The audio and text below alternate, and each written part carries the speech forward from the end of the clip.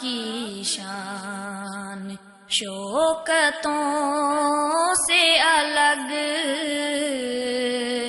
دوسری سب نبوتوں سے الگ۔ السلام علیکم ورحمۃ اللہ وبرکاتہ۔ ان الحمد للہ نحمده ونستعینه ونستغفره ونعوذ بالله من شرور انفسنا ومن سيئات اعمالنا، من يهده الله فلا مضل له ومن يضلل فلا هادي له، اشهد ان لا اله الا الله وحده لا شريك له واشهد ان محمدا عبده ورسوله، اما بعد، اعوذ بالله من الشيطان الرجيم، بسم الله الرحمن الرحيم، انا اعطيناك الكوثر فصل لربك وانحر ان شانئك هو الابتر۔ دین اسلام کفر اور شرک کے اندھیروں کو مٹاتے ہوئے اس کائنات کو نور ایمان سے روشن کر رہا ہے۔ اسلام پھیل رہا ہے اور اس کے دامن میں بہت سی دنیا پناہ لے رہی ہے۔ وہ جن کو زندگی میں سکون کی دولت نصیب نہیں تھی، جنہوں نے دنیا میں سب کچھ کر کے دیکھ لیا لیکن ان کے دل کی دنیا ویران رہی، اسلام وہ نعمت ہے کہ جس کے دل میں یہ نعمت، یہ نور ہدایت آ جاتا ہے، اس کی زندگی میں بہاریں اور سکون کی دولت آ جاتی ہے۔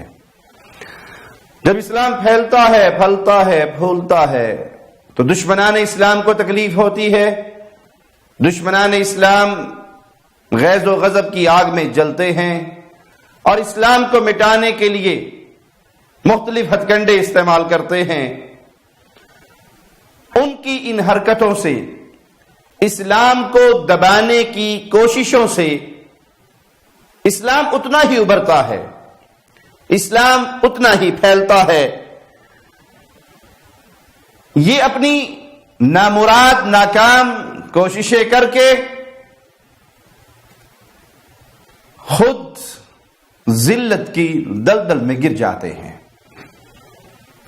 یہود و نصارہ، کفار، اسلام کے دشمن، آپ دیکھیں گے کبھی تو وہ قرآن حکیم کی توہین کرتے ہوئے نظر آئیں گے، قرآن پاک کو آگ لگاتے ہوئے، جلاتے ہوئے نظر آئیں گے، اس لیے کہ ان کی نسل کے لوگ قافلہ در قافلہ اسلام کے دامن میں پناہ لے رہے ہیں، مسلمان ہو رہے ہیں۔ ان کے ملکوں میں اسلام تیزی سے پھیلنے والا دین بن رہا ہے۔ انہیں مشورہ دینے والے دے رہے ہیں کہ مزید 10-20 سالوں میں تمہارے ملکوں میں سب سے بڑا دین وہ اسلام ہوگا۔ وہ اپنی اس خفت کو مٹاتے ہیں، وہ بوکھلاہٹ کا شکار ہیں، اور جب انسان بوکھلاہٹ کا شکار ہو کے کوئی کام کرتا ہے تو عقل اس کے پلے نہیں رہتی۔ قرآن حکیم کو جلا کر، آگ لگا کر، توہین کر کے وہ اللہ کے غیر و غضب کو بھی دعوت دیتے ہیں، اور مسلمان ان کی حقیقت، اسلام کی حقیقت اور زیادہ واضح ہو کر لوگوں کے اسلام میں داخل ہونے کا ذریعہ بنتی ہے۔ یہ شر کا پہلو اپناتے ہیں، لیکن اس شر میں سے بھی خیر نکلتی ہے کہ لوگ اس دین کو پڑھنے لگتے ہیں، قرآن حکیم کی تلاوت کرتے ہیں، اس کے تراجم کو پڑھتے ہیں اور اسلام کے نور سے مزین ہو جاتے ہیں۔ کبھی آپ دیکھیں گے کہ کفار رسول اللہ صلی اللہ علیہ وسلم کی توہین آمیز تصویریں اور خاکے بناتے ہیں، ان کو اپنے اخبارات میں، جرائد میں، ٹیلی ویژن میں چھاپتے ہیں، پرنٹ کرتے ہیں، بانٹتے ہیں، نشر کرتے ہیں، اور اب تو معاملہ سکولوں کی سطح تک آ گیا ہے۔ وہ اسلام سے اتنے خوف زدہ ہو گئے ہیں کہ وہ اپنے بچوں کو اسلام مخالف جذبات پر پروان چڑھاتے ہیں۔ اور جب ان سے پوچھا جائے یہ کیوں، تو جواب دیتے ہیں یہ اظہار رائے کی آزادی ہے۔ اظہار رائے کی آزادی ہے تو بچپن سے اپنے بچوں کو آپ یہ کیوں پڑھاتے ہیں؟ ان کے ذہن میں اسلام دشمنی ابتدا سے کیوں ڈال رہے ہیں؟ جب وہ جوان ہوں گے، اپنی رائے کا اظہار کرنے کے قابل ہوں گے، اپنی رائے قائم کرنے کے قابل ہوں گے تو وہ قائم کر لیں گے۔ یہ اسلام سے خوف زدہ ہو کر اسلام دشمنی کا درس معصوم بچوں کے ذہنوں میں ڈالتے ہیں۔ اور قرآن حکیم نے یہ حقیقت تو ہمیں بہت پہلے ہی بتا دی تھی، یریدون لیطفئوا نور اللہ بافواہہم واللہ متم نورہ ولو کرہ الکافرون۔ یہ اپنی پھونکوں سے اسلام کے چراغ کو بجھانا چاہتے ہیں، اسلام کے نور کو مٹانا چاہتے ہیں۔ یہ کافر جتنی مرضی غیظ و غضب کا شکار ہو جائے، اللہ اس نور کو ضرور پورا کرے گا۔ ایک وقت ضرور آئے گا کہ کفار کے یہ ممالک، اس میں سب سے بڑا اور سب سے زیادہ پھیلنے والا اور سب سے زیادہ اکثریت والا دین اسلام ہوگا، کیونکہ انسانیت کے لیے راہ ہدایت، راہ نجات، دنیا اور آخرت کے تمام غموں سے نجات کے لیے کنجی ایک ہے اور وہ اسلام ہے۔ اور یہ ظالم پہچان چکے ہیں کہ اسلام پھیل رہا ہے، لہذا اسلام کے خلاف ان کی پلاننگ، ان کی سازشیں وہ جاری اور ساری ہیں۔ فرانس میں سرکاری سطح پر رسول اللہ صلی اللہ علیہ وسلم کے توہین آمیز خاکے ان کی بلڈنگوں پر، ان کی عمارتوں پر نشر کیے جا رہے ہیں، وہ بینرز لگائے جا رہے ہیں، وہ تصویریں آویزاں ہیں، اور یہ سب کچھ فرانس کے صدر کے آرڈر پہ کیا جا رہا ہے۔ رسول اللہ صلی اللہ علیہ وسلم کی یہ توہین جب کفار کی طرف سے ہم دیکھتے ہیں تو یہ حقیقت ہمارے سامنے آ جاتی ہے کہ ہر دور کے کافر نے رسول اللہ صلی اللہ علیہ وسلم سے بغض و عناد رکھا۔ جب آپ نے قولوا لا الہ الا اللہ کا پیغام دیا تو کفار مکہ نے، کسی نے ساحر کہا، جادوگر کہا، کاہن کہا، نعوذ باللہ کسی نے کذاب کہا، کسی نے آپ پر کوئی تہمت لگائی اور کسی نے کوئی تہمت لگائی، کسی نے شاعر کہا۔ پیارے نبی صلی اللہ علیہ وسلم ان ظالموں کی یہ گفتگو سنتے رہے اور صبر کرتے رہے۔ صبر کے دامن کو آپ نے تھامے رکھا اور اسلام کے پیغام کو نشر کرتے رہے۔ آپ کی یہ سیرت آج بھی کفار کے ملکوں میں رہنے والے مسلمانوں کے لیے ایک چمکتا ہوا نور کا مینارہ ہے کہ جتنا یہ کفار مسلمانوں کو بدنام کرنے کے لیے قرآن حکیم پر حملے کرتے ہیں، رسول اللہ کی مبارک ذات پہ حملے کرتے ہیں، ان کی توہین کرتے ہیں، آپ اتنی سنجیدگی سے اسلام پر عمل کیجئے اور اسلام کے پیغام کو پھیلائیے، ان کی زبانوں میں پیارے نبی کی سیرت کو ترجمہ کر کے ان تک حقیقت پہنچائیے۔ ان کا دجالی میڈیا ان کے سامنے اسلام کو بدنام کر رہا ہے تو آپ اسلام کی اصل صورت ان کے سامنے رکھیے۔ مالک کا فرمان، قد نعلم انه لا يحزنك الذي يقولون فانهم لا يكذبونك ولكن الظالمين بآيات الله يجحدون۔ یہ ظالم آپ کے اوپر جو جملے کس رہے ہیں، آپ کو جن ناموں سے پکار رہے ہیں، کوئی شاعر کہتا ہے، کوئی جادوگر کہتا ہے، کوئی کاہن کہتا ہے، ہم جانتے ہیں کہ آپ کو ان باتوں سے دکھ ہوتا ہے، تکلیف ہوتی ہے، لیکن یہ آپ کو نہیں جھٹلا رہے، حقیقت میں یہ اللہ کی آیات کو جھٹلا رہے ہیں، یہ اللہ کی آیات کا انکار کر رہے ہیں۔ اللہ یہ پیغام دے رہا ہے کہ تم میرے رسول کے ساتھ یہ سلوک کر کے مجھ سے دشمنی لے رہے ہو اور میری آیات کا انکار کر رہے ہو۔ اسلام کی توہین، نبی رحمت صلی اللہ علیہ وسلم کی توہین کو کفار اظہار رائے کی آزادی قرار دیتے ہیں، حالانکہ ان کے اپنے ملکوں کی عدالتیں یہ فیصلہ دے چکی ہے کہ مسلمانوں کے پیغمبر نبی کریم محمد الرسول اللہ صلی اللہ علیہ وسلم کی توہین یہ اظہار رائے کی آزادی نہیں بلکہ دہشت گردی ہے، یہ فتنہ اور فساد ہے، یہ مسلمانوں کے دلوں کو زخمی کرنے والی بات ہے، یہ ان کے جذبات سے کھیلنے والا معاملہ ہے۔ اگر تم آزادی رائے کے اظہار پر اتنے ہی یقین رکھتے ہو تو تمہارے ملکوں میں ہولوکاسٹ کا انکار کرنا یہ جرم کیوں ہے؟ اس پہ کلام کرنا یہ جرم کیوں ہے؟ تم نے صرف اسلام دشمنی سیکھی ہے اور مسلمانوں کے ساتھ دشمنی کا تم نے زہریلا پیالہ پیا ہے، اور اپنے اس زہر کو، اپنی اس خباثت کو، اپنے اس کفر کو، اپنی اس غلاظت کو اظہار رائے کی آزادی کے ناپاک پردوں کے پیچھے چھپاتے ہو۔ لیکن ظالموں، یاد رکھو مولا کا فرمان، والذین یؤذون رسول اللہ لہم عذاب علیم، جو اللہ کے رسول صلی اللہ علیہ وسلم کی توہین کرتا ہے، اذیت دیتا ہے، ان کو تکلیف دیتا ہے، ان کے لیے دردناک عذاب ہے۔ تمہاری یہ زندگی بھی عذاب ہے اور مرنے کے بعد بھی تمہارے لیے جہنم کا عذاب ہے۔ یہ سب کچھ کیوں کرتے ہیں؟ کیونکہ ان کی دشمنی اسلام سے ہے، اسلام پہ عمل کرنے والے مسلمانوں سے ہے۔ مسلمان ان کے لیے جتنا مرضی نرم گوشہ رکھ لے، ہمیں قرآن حکیم نے خبر دی ہے، وَلَن تَرْضَىٰ عَنْكَ الْيَهُودُ وَلَا النَّصَارَىٰ حَتَّىٰ تَتَّبِعَ مِلَّتَهُمْ، یہ یہودی اور نصرانی آپ سے کبھی راضی نہیں ہوں گے جب تک آپ ان کی ملت پر، ان کے نقش قدم پر نہ چلو۔ انہیں حسد ہے، انہیں تکلیف ہے کس بات کی کہ مسلمان اسلام کی دولت کو پا گئے، اسلام کی نعمت کو پا گئے اور یہ ظالم اس سے محروم رہے۔ تمہارے حسد کی خبر ہمیں اللہ نے دی ہے، تمہارے دلوں کے اندر چلنے والی آگ کی خبر ہمیں اللہ نے دی ہے۔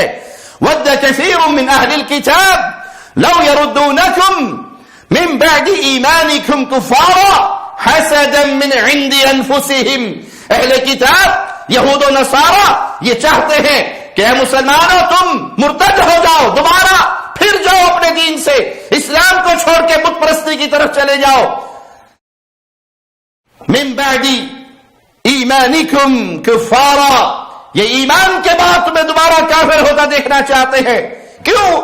وجہ کیا ہے؟ تکلیف کیا ہے؟ حسدا من عند انفسہم، ان کے دل میں حسد کی آگ جل رہی ہے۔ یہ اس حسد کی آگ میں جلتے ہوئے یہ چاہتے ہیں کہ مسلمان اسلام کو چھوڑ کر کفر کے راستے کو اپنا لے۔ یہ کفار کی خواہش ہے کہ تم مرتد ہو جاؤ۔ آئیے دیکھیے اس موقع پر جب کفار رسول اللہ صلی اللہ علیہ وسلم کی توہین کر رہے، قرآن حکیم کی توہین کر رہے، اسلام کی توہین کر رہے اور پوری دنیا کے امت مسلمہ کی توہین کر رہے، تو ہم کفار سے اس توہین کا بدلہ کیسے لے سکتے ہیں؟ ان سے انتقام کیسے لے سکتے ہیں؟ وہ صحیح طریقہ کیا ہے جس سے کافروں کے دلوں میں بغض، حسد کی آگ اور جلے، یہ اپنے بغض کی آگ میں اور مرے؟ وہ بہترین طریقہ شریعت محمدیہ نے ہمیں دیا ہے۔ آئیے اسلام کو اپنے اوڑھنا بچھونا بنائیے۔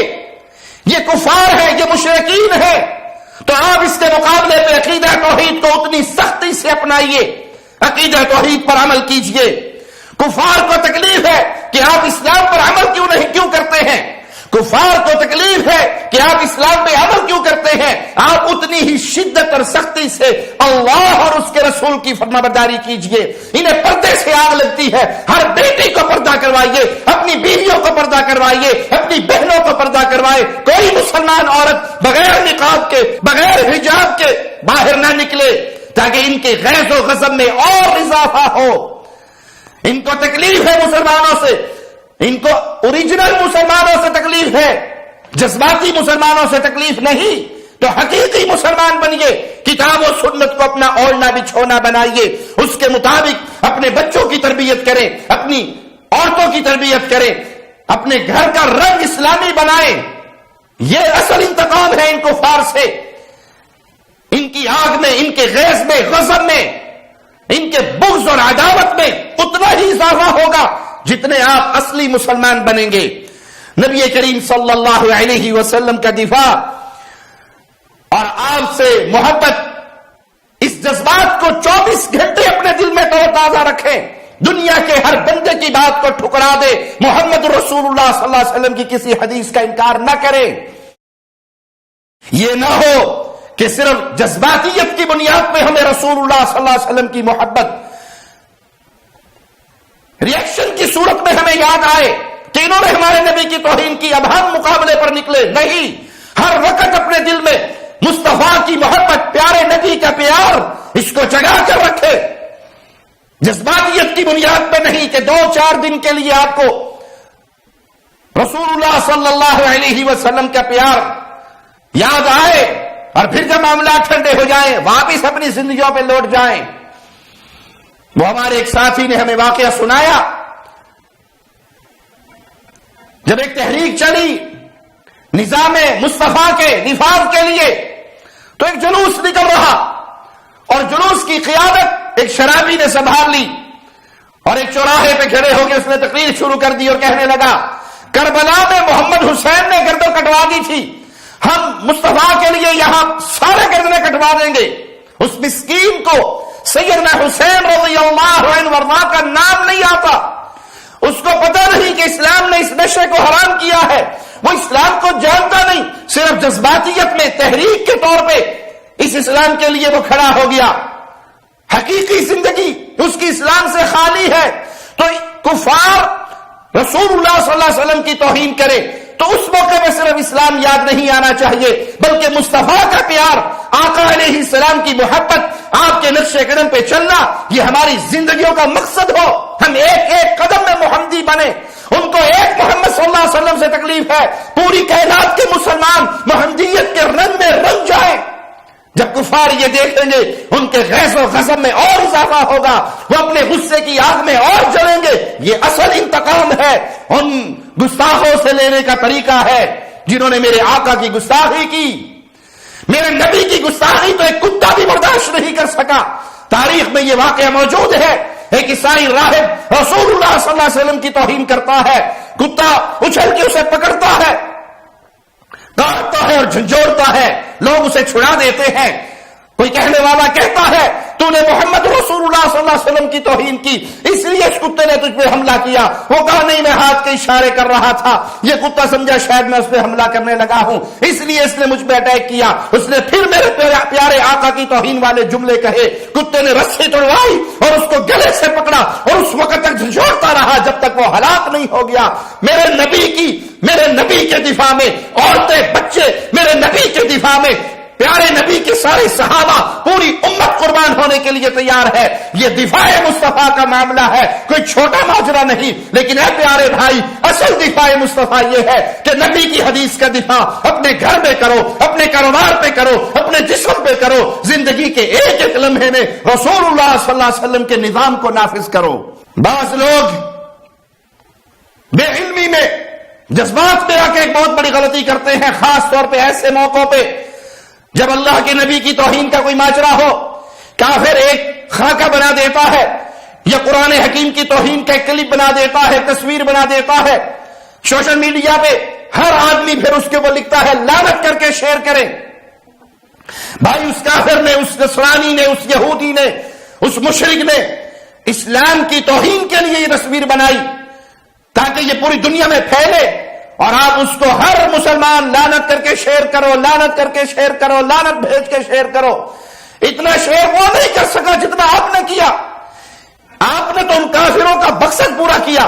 کوئی تصویر آپ کے سامنے آئے، کوئی کلپ آپ کے سامنے آئے جس میں مصطفیٰ کی توہین ہو صلی اللہ علیہ وسلم، قرآن حکیم کی توہین ہو، اسلام کی توہین ہو، تو اس کو فارورڈ نہ کریں، آگے نہ بھیجیں، بلکہ اس کو وہیں پہ ڈیلیٹ کر دیں، روک دیں، تاکہ کافروں کا مقصد پورا نہ ہو اور وہ تصویر لوگوں میں نہ پھیل سکے۔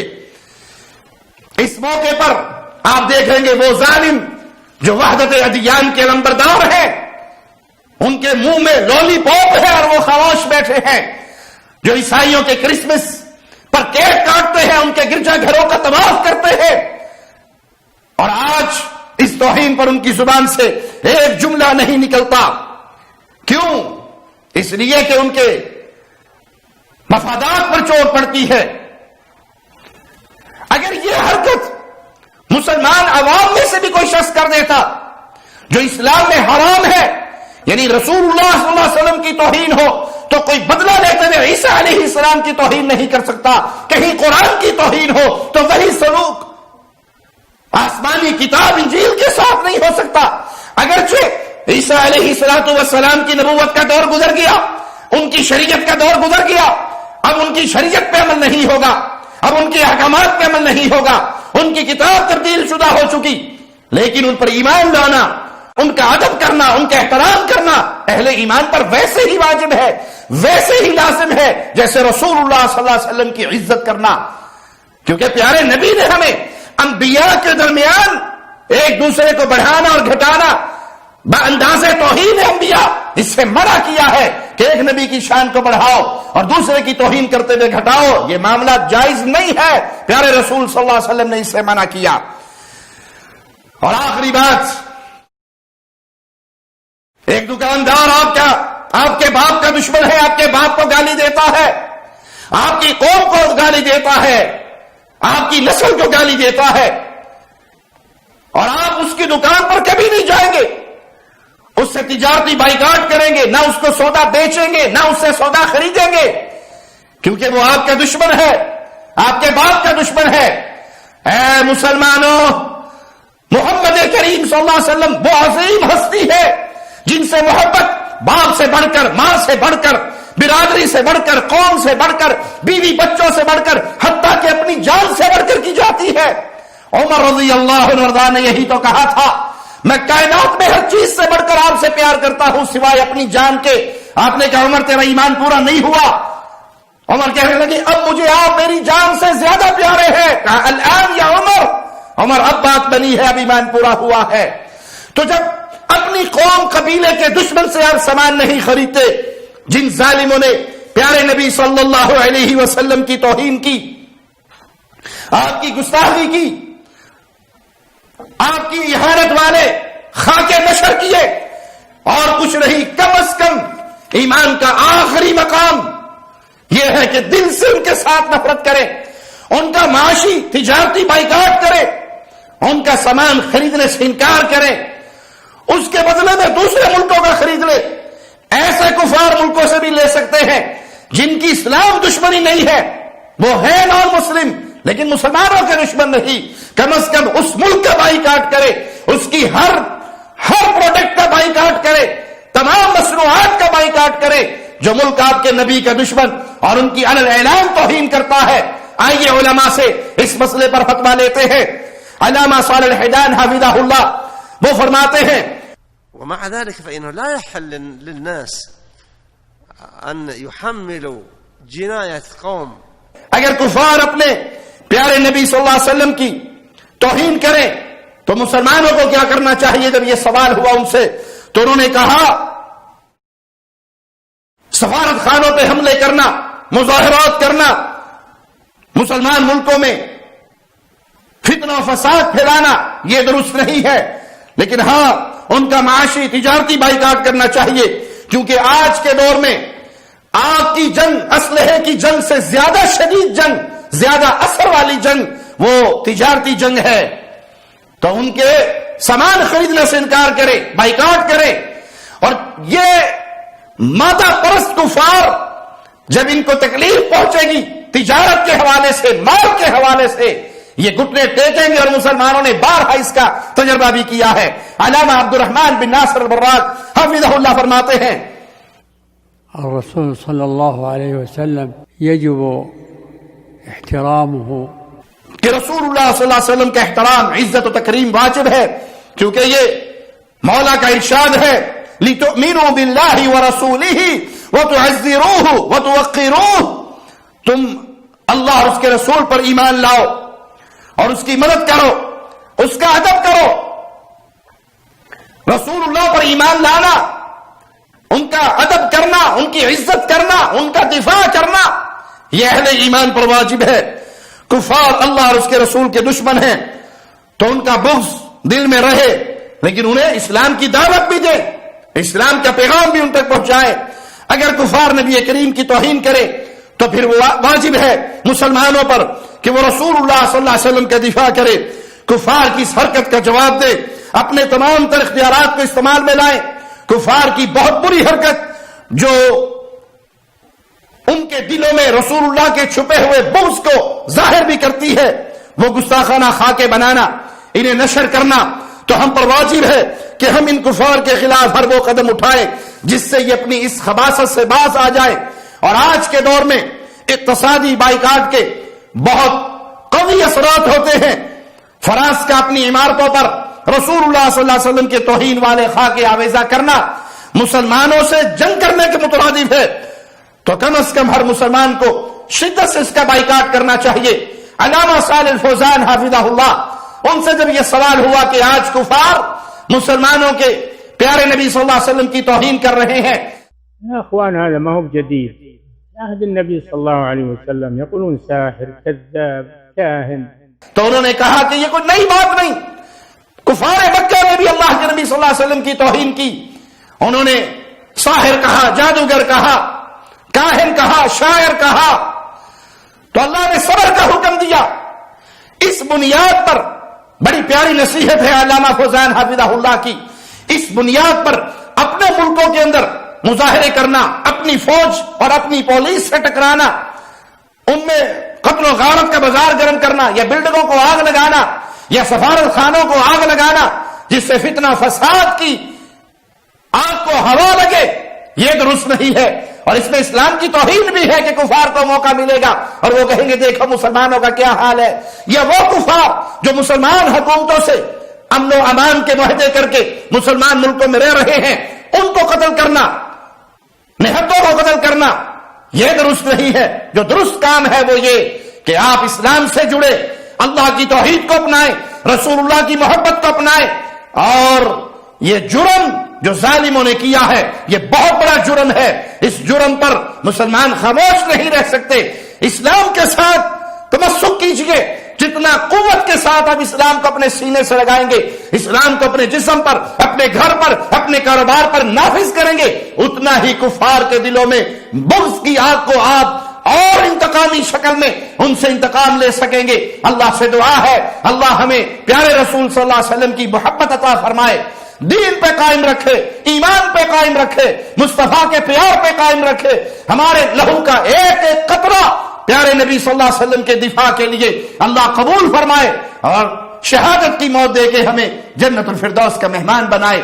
اقول قولی ھذا واستغفر اللہ لی ولکم ولسائر المسلمین.